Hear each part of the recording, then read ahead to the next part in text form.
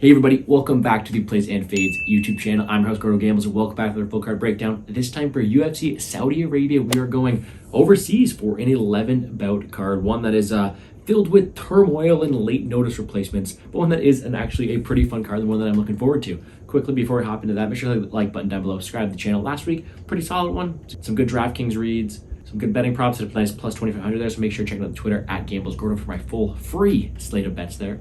But also was able to give out some good information on established to run there. So a lot of resources this weekend with the UFC 303 coming up next week and a solid really run here of fights. Be sure to check out all the resources you can.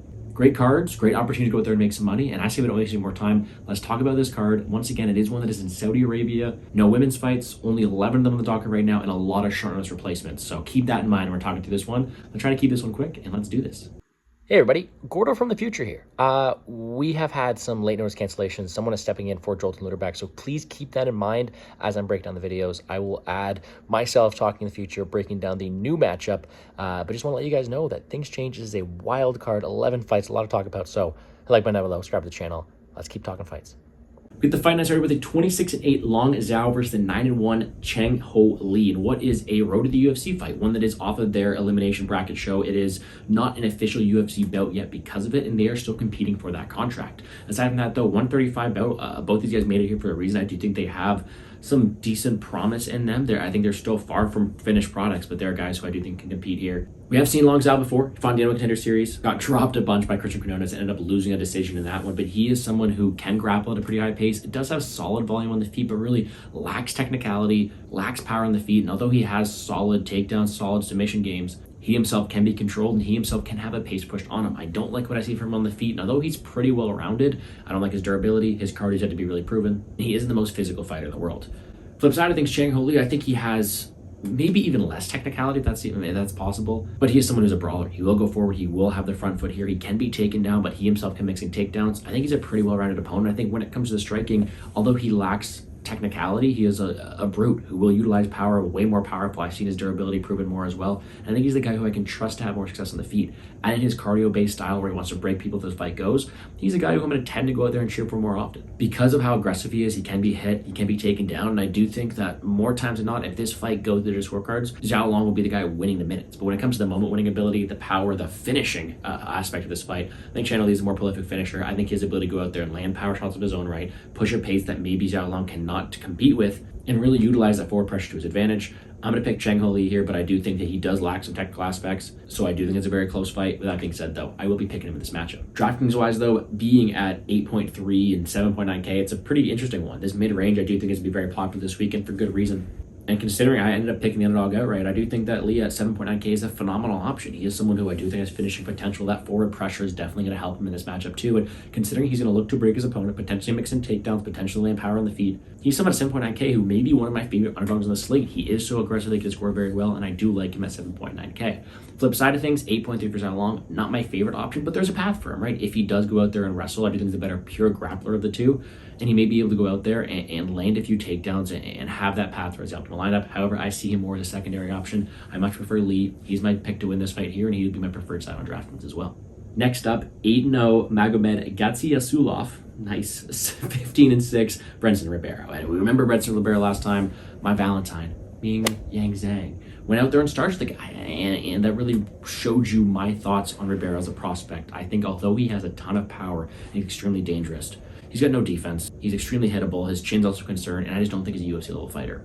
Magomed here is making his UFC debut off of a interesting Dana Whittaker performance. I think he's like minus 700 in that fight. He dominated, but his opponent still got a contract. Really weird. And what Gadzhiyasulov is a pretty well-rounded prospect. I think he is very dynamic, phenomenal striking, whether it be weapons from all aspects, leg kicks, body kicks, head kicks, very explosive, a ton of power in his hands, as well as a phenomenal ability to wrestle and win fights. I think he's very well-rounded, and although he hasn't been tested too often, from what I have seen from him, I'm pretty impressed. I do like his dynamic striking and his ability to win fights wherever they go. With that being said, I am still fearful of his level of competition. He hasn't been tested too much. I don't know what his durability is like. I don't really know what he's like when he faces resistance, and maybe this will be the first test to do so. Flip side of things, like I mentioned, Brett Ribeiro is not going to win any minutes. He's a guy who's just pure, all gas, no brakes type of style. He is very aggressive, a ton of power, but can be hit. Been knocked out 3 times, including that nasty one last time. And although he has a solid submission game, I don't think it's the physicality or the wrestling to really get it there. He just wants to brawl. And against a guy like Magomedov here, who is so dynamic on the feet, who is so much of a better technical striker, I think Magomedov wins this fight a lot of the time. Now, because of the level of competition, I don't want to go out there and say he's a lock at this price tag, but he is someone who I'm going to pick to win more often than not. One of my preferred plays in the card because he is someone who I can see winning very often. And whether it be on the mat with his solid wrestling that Magomedov has, or on the feet with a much better dynamic striking, he is someone who's way more proven. And I do think he eventually finds the chin of Brett Ribeiro here. Because of that, most expensive play on the slate, and I get it. I like him. I do think there's a path for him to go out there and score very well. Min Yang Zhang was the optimal lineup because of that, and I do think there's knockdown potential, wrestling potential, and just a very clear-cut path to win here. I think out of everybody in the slate, he's the guy who I'm picking to win more times than not. He's the guy who maybe has more chance to win than the rest of the favorites. But again, you're paying up. Like I said, this mid-range will be pretty popular for 11-fight slate. I do like Gadzhiyasulov if you can get to him. I do like his strike. I do think he wins very often. I do think he's a very high ceiling with his wrestling and power upside. But I understand if you want to target the mid-range more. Ribeiro is that punt play, 6.9K. He's not winning a fight unless it's by first-round KO. We haven't really seen Gadzhiyasulov tested too much. Maybe his chin's not all there, and if that's the case, his path to victory scores 100 points. He's either going out there scoring 5 points or 100. There's no in between. So punt play, I'm not getting him to that often because I don't see him winning that often, but who knows? If he does win, it should be an optimal lineup. But that being said, give me Gadzhiyasulov. Should be a fun fight for as long as it lasts, but I do think he gets it done. Next up, 18-6 Muin Gafurov versus the 19-10 Kang. This is a pretty fun fight, going a bit under the radar. Gafurov 0-2 in the UFC hasn't had the best luck so far. I think he has solid credentials, very solid striker, solid ability to scramble on the mat, but he gives up position sometimes. He can be hit in his own right. We saw him guillotine last time. He is someone who I just think has these fundamental flaws that make him a hard prospect to trust. You know, losing a split to Chad and Helliger, and that's why it's not a good look. Losing position, losing the back as much as he has in these matchups is certainly concerning for him as well, but on the feet, he is a threat. He does have power. He does have some really clean, crisp striking on the feet, and I do think when we compare the two in this matchup, he is going to have the edge on the feet. With that being said, though, Kang is a guy who I just think is a very live underdog this week. He has shown that he can compete in all areas. He's working on that striking. His grappling has always been his bread and butter, and he has shown that although he can be hurt sometimes, he can fight through adversity, he can scramble very well, and he can take the back. Although he is going to be way more volume than Gafurov in the spot here, he's got power. He has landed knockdowns in the UFC before, and although he is someone who maybe his gas tank slows down as the fight goes, can compete in all aspects of MMA. Now, I understand why Gafurov's favorite. He's going to be a much cleaner striker, and as Kang gets older, he's someone who has not always had the most volume on the feet. He can lose aspects there, but the history I see from Gafurov, a guy who does go out there and lose position on the mat, a guy who can be sloppy in certain exchanges, I think Kang is being a bit disrespected here. Way more proven UFC guy, a guy who can take the back pretty easily, a guy who can throw back with a ton of power in his own right, and although he is a bit more of a low volume, he is someone who I just think has a pretty solid edge once it comes down to the pure grappling. Now, the striking may go to Gafurov, but I think this discrepancy in the grappling is way larger than the discrepancy in the striking, and I think for that reason, I'm going to pick Kang here. I think he can go out there, force exchanges. He seems to be pretty smart when it comes to fighting to his opponent's skills, weaknesses, and I do think he's someone who can go out there, take the back, and potentially threaten submissions. Because of that, it's a fight I do expect to end inside the distance, whether it be Gafurov's power or Kang's submission game. I do think it ends more often than not, and makes for a pretty solid DraftKings play. Kang, 7.7K. I mean, I've seen him go out there. I've trusted my underdogs for 116 against Quinones, 100 against Davis, 92 against Liu, 118 against Ishihara. He's someone who does have submission upside. He's someone who does have finish upside with those takedowns, control time, maybe reversal points as well. He is someone who I think, as an underdog price tag, can bode very well for these mid-range lineups. Flip side, I think Gafurov, 8.5K, hasn't really had the success in the UFC yet to trust him, but maybe because of that, he's a solid pivot play. Like I said, I think if he wins this fight, it's probably by KO, and in doing so, I think he could be a pretty good pivot play in the mid-range. Secondary target for me, though. I think he's someone who he himself has a pretty low floor. I think there's a world where he does get submitted early like he did last time, so that is definitely a risk, and I'm not picking him to win. But if you're looking for a good pivot play, if you want to get different on this 11-fight slate, Gafurov could be the way to go. 8.5K, do think he has KO upside, but I'm picking Kang. Should be a fun fight. Next up, 22-2-1, Renat Fakhretdinov, 23-4-1, Nicholas Dalby. And here's where things get interesting, because Renat Fakhretdinov was on top of the world. This guy's a phenomenal grappler who does tend to gas out late, and he fought to a drop because that last time, but he's faced Nicholas Dalby, who is not the guy you really want to gas out against. Nicholas Dalby is a guy who's typically being beaten in his fights, but he finds that resiliency. He pushes through. He's got a phenomenal cardio base. He's got great submission defense of his own right, and he is someone who has the ability to be there in that third round that Renat Fakhretdinov does not. Now, let me just make this one simple, though. The wrestling, the forward pressure, the physicality that Fakhretdinov has, he should win this fight at a high clip. He's my pick to win. He has all the tools to do it. As long as he doesn't death gas in that third round, he should win. With that being said, though, I'm not trusting him at this price tag. I've seen him death cast before. Nicholas Dalby has way more ability to go out there and finish fights than Aliskerov does there, and Dalby has shown to punish people who have tired out on him early, such as Gabriel Bonfim did last time. So although the pick is going to be right on Fakhretdinov, and I think he has takedown upside, I think he can get takedowns at will, especially early on, he should probably look for that finish. He should definitely look to consider some cardio because Dalby will make you work. He will force a heavy pace. He will still be in there if you don't get him out of there early. So the pickers were not, due to that wrestling upside, I think he's able to go out there and do very well. But a really intricate fight because in round 3, if Dalby's still alive, he could have the ability to go out there and get a throw knockout. Maybe I'll try to bet some round 3 props and cover that there, but should be a fun fight. Pickers were not Fakhretdinov, but Dalby's definitely alive. Because then on DraftKings, 9.2K, Fakhretdinov has a ton of upside. 130 against Lee, 129 against Battle, 108 against Michailidis. A ton of wrestling upside. Has landed 7 takedowns in a fight before, 5 in that first one too. Has so much opportunities to go out there and secure a high score. And I think because of that, he's going to be a popular option this week, very high ceiling. But he is someone who, I think he's for sure one of the most popular plays in the slate. And I have to agree with that because you compare him to Haqparast, Gastelum, he has so much wrestling side that these people up top definitely don't. And he's certainly someone who I'll be targeting my lineups a lot. However, with that being said, I do think we have to give some credit to Dalby too. If Fakhretdinov does slow down at 7K, he's someone who has scored well before, scored 106 game Bonfim in that win there, is riding a 4-fight win streak and has scored above 90 points in 3 of them. Very live at 7K, however, Fakhretdinov is clear-cut one of the best options on the slate. 6-7 takedown upside, finish upside early as we've seen Dalby finished against Jesse Ronson on steroids, but solid fight to target from both sides. Pick is Fakhretdinov, Dalby is still alive. Looking forward to see it go down. And then a short notice replacement here, 12-1 Felipe Lima takes on the 11-2 Mohamed Naimov, one of my arch nemesis. I can't allow Naimov to steal more coin from me here. I mean, I bet Malarkey against him, I bet Wood against him. He cheated his ass off in both of them, but he won, and all power to him. Good for you, Naimov. But no, he's got 8.3K facing the short notice replacement. This line's been all over the place. Naimov was a big favorite. Felipe Lima was a big favorite. Lima being out the regional scene is a guy who is pretty highly touted. People like the guy. I seem to like a lot of his tape too. I think he's a lot of the tools, but he's getting an uphill battle here. Although Naimov is a guy who I want to fade long term, he's got power in his hands. He's got some decent scrambles. He's been working on that wrestling. He'll do whatever it takes to win, apparently. He's a hard opponent to take on really short notice. Especially adding the fact that Lima is an original bantamweight coming up a weight class short notice. This is a tougher test. Now, Lima is a guy who, like I said, great prospect, great volume on the feet, good leg kicks. He also has the ability to go out there and land takedowns. I like his wrestling pace too, and I do think that he could win a lot of these scramble opportunities, shall it get there. But truthfully, it's just a tough ask. If he was a big underdog, I would definitely look to take a stab on him because I do think he has some promise in the UFC. I'm happy he's finally getting the shot. But when it comes down to the scrambles, I mean, Naimov's going to be the much bigger fighter. He's going to have way more physicality, in my opinion, and he's just going to be landing with a lot more power. Although Lima can skirt around the outside and potentially win minutes that way, Naimov isn't working on that wrestling. I think he can win in the clinch exchanges. I think he can land the more powerful shots. And although I like Lima better long-term, up a weight class short notice, I can't pick him at even odds. I would love to pick Lima if he's a big underdog here, but there's just too many factors going for Naimov right now. I'm going to pick him to win this fight.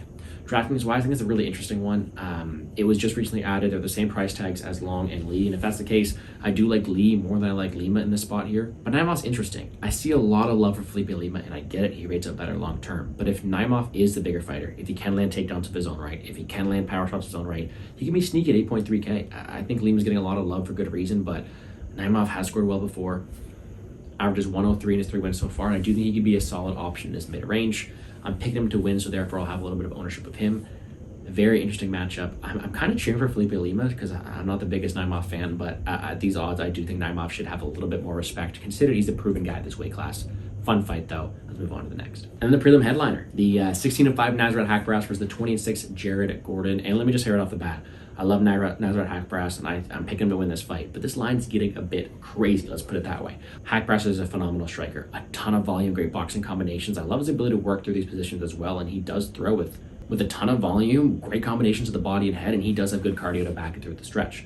His takedown defense has been a bit of a concern recently, and that's why I think the line is a bit wide, but he's been working on it in his own right. I think he works with a great camp. You always see him with GSP there too, so he's a guy I like to cheer for. But he's someone who can force these striking exchanges and win a lot of them. Gordon is first of all, a guy with a great name, but also a guy who I think is just going to be although well-rounded, a more wrestling-based in this spot here. I think that's his best path to victory. On the feet, although he does have some solid striking, he is someone who is going to be at a disadvantage when it comes down to the volume and the technicality, as well as the durability, as we have seen him knocked out a few times. But when it comes to the wrestling, he averages a solid amount of takedowns per minute. He will push a very heavy pace in that, right? And if he can utilize that physicality to get Haqparast down, I think he is the better pure wrestler of the two to have some success in that, right? However, that being said, as long as it's on the feet, I can trust Haqparast a lot more. I think he's winning a lot more of these minutes for that reason, and I have seen him be the more durable fighter of the two.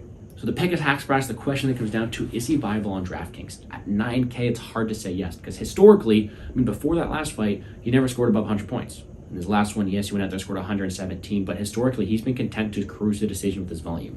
78 against Magomedov, 69 against Garcia, 72 against Munoz, 88 against Silva. He has historically not been the best DraftKings scorer, and we've already talked about Fakhretdinov, we've already talked about Gadzhiyasulov. He doesn't really rate out as good as them. So because of that, I have my concerns about playing him due to the durability concerns we have about Gordon. I think Haqparast is a fine pivot play. That's what I'm limiting him to. He is more of a pivot play. I prefer Gadzhiyasulov and Fakhretdinov up top, and because of that, he is someone I'm getting to a bit less.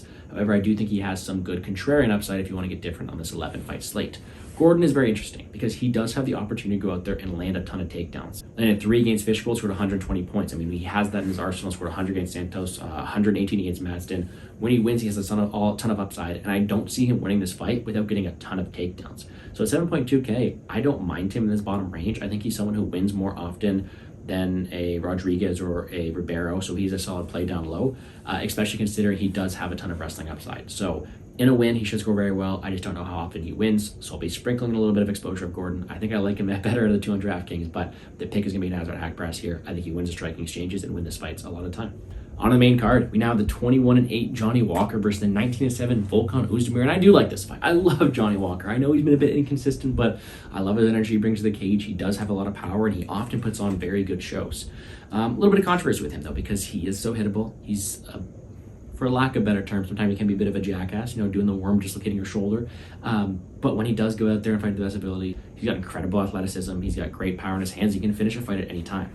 Volkov Oezdemir is very similar. A ton of power in his own right. He is a guy who is very dangerous to go against, but a guy who's just a bit slower pace. Doesn't have that same athleticism that I think that Johnny Walker has, and he's just maybe more of a cautious fighter. When it comes down to who's maybe this more cerebral fighter, it's probably Volkov Oezdemir, but who do I favor on pure athleticism is Johnny Walker, and that's why I'm picking him in this matchup.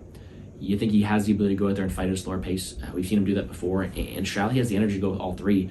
I favor him in this matchup. Although Volkov Oezdemir is only a couple of years older, he seems like he does not have the most gas left in the tank, let's put it that way. I think Walker seems like the younger, fresher fighter, a ton of power in his hands, a ton of athleticism, and I do think maybe he can mix in the wrestling. Maybe he can go out there and land that powerful shot, as we've seen Oezdemir knocked out as well.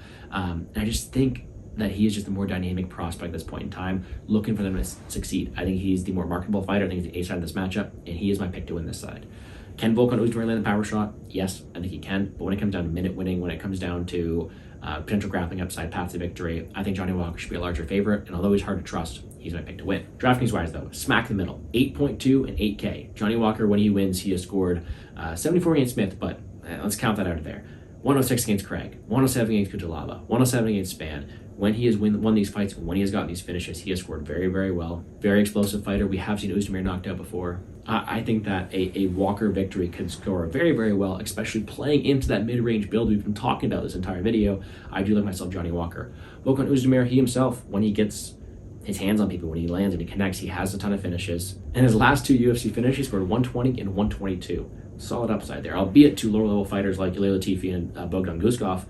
I do think that shall he win this fight is probably clipping Johnny Walker like we've seen clip before, but give Johnny Walker this spot here. Tough to trust him, but I think he should be a bit more respected here. Being the A side, being the more athletic fighter, I do think it's a done, but this is a solid fight to target on DraftKings. Next up, 12-0, Xiao Magomedov, 38-10, Jolton Lutterbach making his UFC debut here. This is a very fun fight. And here it is. That fight is no longer. We now have a new matchup. Antonio Trocoli steps in to fight Xiao Magomedov. I love that fight. I thought it was a pretty interesting matchup for Magomedov, being the better striker now. Now he's going to be an even better striker. I rate Antonio Trocoli not very high. I thought Lutterbach would have been a fine addition here. It would have been fun to watch him fight here and compete because he could have a grappling edge.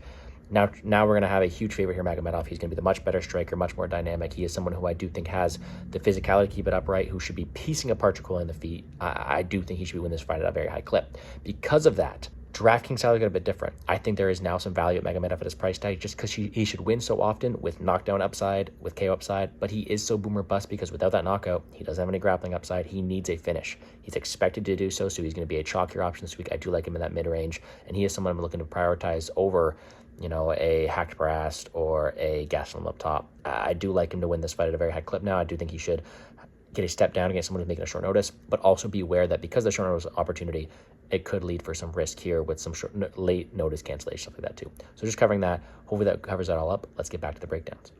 Then we have the 18-9 Kelvin Gastelum versus the 17-4 Daniel Rodriguez. This is going to be a super fun one. Daniel Rodriguez looked on top of the world. I mean, he's got a solid frame. He's got great boxing. He's got solid power with that as well. He is a pretty solid fighter. I like a lot what I see from the guy. He's fun to watch, but he's kind of had a rocky road recently. He's 38 years old. Although he's eaten a lot of damage, it's kind of showing recently. He's been knocked out. He has lost a few fights recently, and he definitely doesn't have the same hype or aura around him that he did when he was first making his run here. He wants to keep on the feet. He is a primary boxer, doesn't really want to take it to the mat. And against a guy like Kelvin Gastelum, I think that's a bit tough because Gastelum can definitely compete in the feet. I think when it comes down to volume, Gastelum may not be as sharp in the boxing range, the same, if not more volume, has way more durability, and then has the ability to take to the ground shall he need to. For that reason, I completely agree with Gastelum being the favorite here, and at minus 260, I tend to agree with that price tag. He's just the more trustworthy fighter, way more durable fighter, and has the ability to win in more areas than just the boxing range. I think because of that, he's someone I'm going to be picking here. The question then, very similar to Haqparast, can we play him on DraftKings? 6.9K, historically I'd say no, but he's my pivot play up top. I think when we rank the top range, when we compare Gastelum to Haqparast and Magomedov, I prefer Gastelum here. Not only because he has volume upside, has the ability to knock out a guy in Rodriguez who's been knocked out before, because he has grappling upside. Haqparast is limited to volume, doesn't have much wrestling upside. Magomedov is not going to shoot takedowns. So because of that, Gastelum rates it a bit better, and I don't mind him as a mid-range play here. On the complete other side of the spectrum, though, I do not like Rodriguez as much as I like Gordon or Letterbock. It's the complete inverse. Favorite-wise, I like Gastelum. Underdog-wise, I do not like Daniel Rodriguez this week, especially because his path is rooted just in boxing success. He's not going to land takedowns. I don't think he gets a finish too often. Because of that, 7.3K is a guy I'm definitely fading in the slate here. I prefer other options. Up top, I do think Gastelum's a great pivot play, so I will be playing him. But truthfully, there may be better options on the slate. I do think Pavlovich and Fakhretdinov combos are going to be really popular, so Gastelum was a fine pick to play there. I do think he wins at a high clip. I do think he has more ways to do so, and he's my pick to win. Co-main event time, the Battle of Russia, 18-2 Sergey Pavlovich, 37-10 Alexander Volkov. This is a great fight. I love watching Sergey Pavlovich fight because he's just so explosive, so dynamic. All these fights ending in the very first round, he's a true problem to mess with here. And it's going to be a true test for Volkov. Volkov is a guy who's been at the top for a very long time, who has fought the best, and you know, it has done pretty well against them. This is a scary opponent, and there's the interview going around recently where Volkov's like, oh, I get hurt all the time in sparring. This guy's terrifying. He's going to kill me. Well, I do think there's more levels to that. When it comes down to one-shot knockout power, Pavlovich has that. He has Derek Lewis type power. I mean, he beat Derek Lewis, but scary. So much power in his hands. He can finish a fight at any time, but he is so one-dimensional in that. He is so boomer bust. He's going to go out there and get a first-round finish, or he's probably going to lose the fight. Because when it comes down to being stuck on his back, when it comes down to even durability, the same way that Tom Aspinall knocked him out, I think Volkov has him beat in a lot of these areas. Now, it's so hard for me to go out there and pick against Pavlovich here because Pavlovich is so explosive. He does have that one-shot killer power. But Volkov just has so many more paths. He has much more volume on the feet. He has much more range. He has grappling upside. He has the ability to go out there and take him down and choke him out the same way he did to Tai Tuivasa. And I do think he has the way better cardio at this point of his career. If this was 50-50, maybe I'd trust the power Pavlovich to get it done. And although he does have the chance to do so, to land that powerful shot, at minus 210, I can't pick him to do so. So let's take the underdog here in Alexander Volkov. Not with the most confidence because Pavlovich is terrifying, but I just think Volkov has more paths going to get done. I like his pitter-patter from the outside. I like his proven cardio. I like his proven wrestling, and I do think he has more paths going to get done, although Pavlovich is just limited to that KO upside. Because of that stylistic matchup, though, it's a great fight for DraftKings. I think when you look at a guy in Pavlovich, he's going to be very popular. 8.7K. In his wins, he scored 114, 144, 131, 108, 106. Like, the guy scores phenomenal on DraftKings. But he is very boomer bust because when he loses, he scored 6 and 0 in those losses. Volkov, though, I think is my favorite underdog in the entire slate. 7.5K allows you to get a lot of those guys up top when he's won, especially recently, this little run he's been on. 124 against Tuivasa, 100 against Romanov, 101 against Overeem. Especially considering his path to victory includes takedowns. I think he's someone who has opportunities to get it done there. If he fights the best of abilities, I do think he is someone who can be very dangerous. At 7.5K, I think he wins a lot more than his price tag entails. So once again, I'm not counting out Pavlovich. Pavlovich has a ton of knockout power. He can just go out there and score very well early. I'll have a ton of ownership of him in his own right. But Volkov at 7.5K is very interesting to me. I think he has a lot more upside than his price tag entails, and I will be playing him.